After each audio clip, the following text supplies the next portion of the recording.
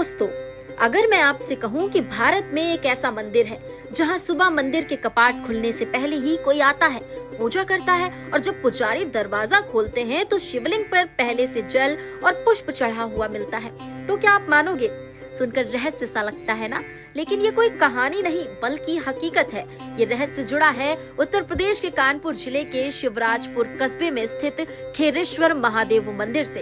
ये मंदिर न सिर्फ अपनी रहस्यमयी पूजा के कारण प्रसिद्ध है, बल्कि इसका इतिहास, मान्यता और आसपास के किले की वीरता की कहानियां भी इसे खास बनाती हैं। आज हम आपको इस पूरे मंदिर और शिवराजपुर कस्बे की यात्रा पर ले चलेंगे। आइए शुरुआत करते हैं उस रहस्य से जिसने इस मंदिर को अनोखा बना दिया है। मंदिर के पुजारी और ग्रामीण बताते हैं कि हर दिन जब मंदिर के कपाट खोले जाते हैं तो शिवलिंग पर पहले से ही जलाभिषेक और पुष्प चढ़ा हुआ मिलता है, यानी कोई न कोई भोर में आता है, पूजा करता है और चला जाता है।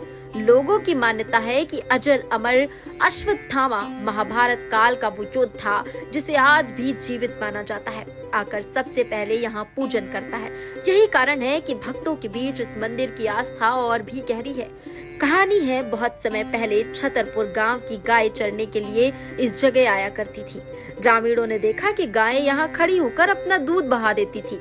सबको आश्चर्य हुआ। बाद में जब यहाँ खुदाई की गई तो एक शिवलिंग प्रकट हुई। क्योंकि ये स्थान खेर यानी टीले पर स्थित था, इसलिए इसे नाम मिला खेरेश्वर महादेव मंदिर। लोग मानते हैं कि यहाँ शिवलिंग के दर्शन मात्र से सभी बाधाएं दूर हो जाती हैं और मनोकामनाएं पूरी होती हैं।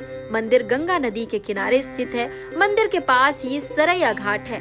भक्त पहले गंगा में स्नान करते हैं और फिर गंगा जल लेकर शिवलिंग पर जलाभिषेक करते हैं। विशेषकर श्रावण मास में यहाँ मेला लगता है। दूर दूर से हजारों भक्त आते हैं, गंगा स्नान करते हैं और भोलेनाथ पर जल, बेलपत्र और दूध अर्पित करके सुख समृद्धि की कामना करते हैं। यहाँ की एक और विशेषता ये है कि सावन में गर्भगृह के भीतर अक्सर कबूतर का जोड़ा दिख जाता है। भक्त इसे शुभ मानते हैं और विश्वास करते हैं कि इससे मनोकामनाएं जल्दी पूरी होती हैं। करीब 700 साल पुराना ये मंदिर प्राचीन शैली में बना हुआ है।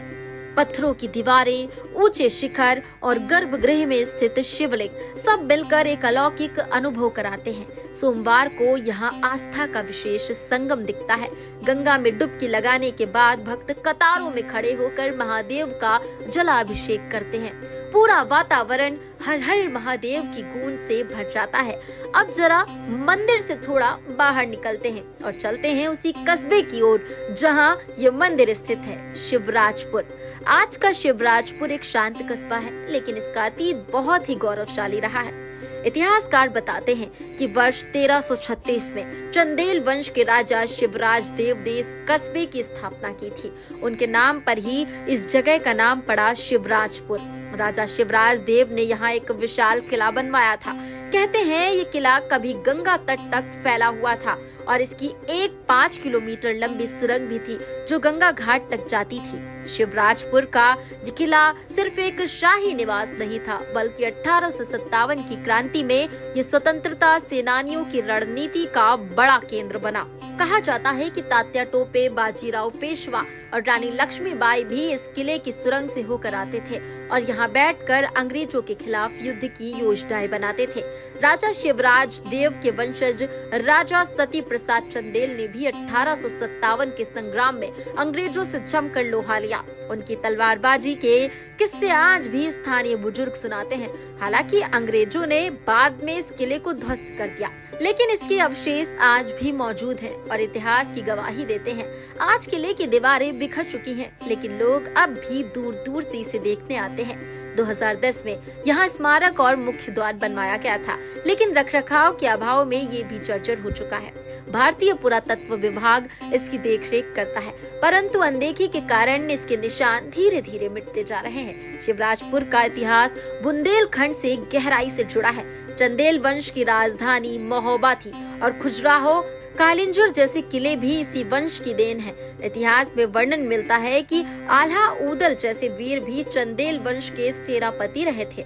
यही आला उदल बाद में कन्नौज के राजा जयचंद के यहाँ भी रहे और उन्होंने पृथ्वीराज चौहान तक से युद्ध लड़ा था।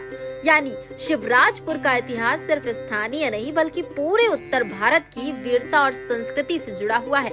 शिवराजपुर कस्बे से कुछ किलोमीटर दूर एक और प्रसिद्ध मंदिर है, दुधेश्वर महादेव मंदिर। कहा जाता है कि इसे महाभारत काल में गुरु द्रोणाचार्य ने स्थापित किया था। यहाँ का शिवलिंग सफेद है, इसलिए इसे दुधेश्वर नाम दिया गया। इसके अलावा यहाँ महाकालेश्वर मंदिर भी है, जिसके 52 दरवाजे बताए जाते हैं।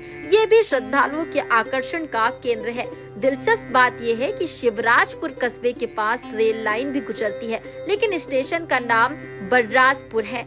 वजह यह है कि रेल लाइन के दूसरी ओर बर्राजपुर गांव है और उसी के नाम पर स्टेशन का नाम रखा गया। तो दोस्तों, एक धार्मिक स्थल नहीं बल्कि ये आस्था और रहस्य का संगम है। यहाँ भक्त विश्वास करते हैं कि सबसे पहले अश्वत्थामा पूजा करते हैं और फिर वे शिवलिंग के दर्शन करते हैं। दूसरी ओर शिवराजपुर का किला हमें हमारी वीरता, स्वतंत्रता संग्राम और चंदेल वंश की गौरव गाथा की याद दिलाता है। सूचना इंडिया के सभी दर्शकों को बधाई। अब आप सूचना इंडिया देख सकते हैं जियो टीवी चैनल नंबर 4053 पर भी। साथ ही सूचना इंडिया के सभी सोशल प्लेटफॉर्म इंस्टाग्राम, फेसबुक और ट्विटर से जुड़े और पाए आपके क्षेत्र से जुड़ी हर एक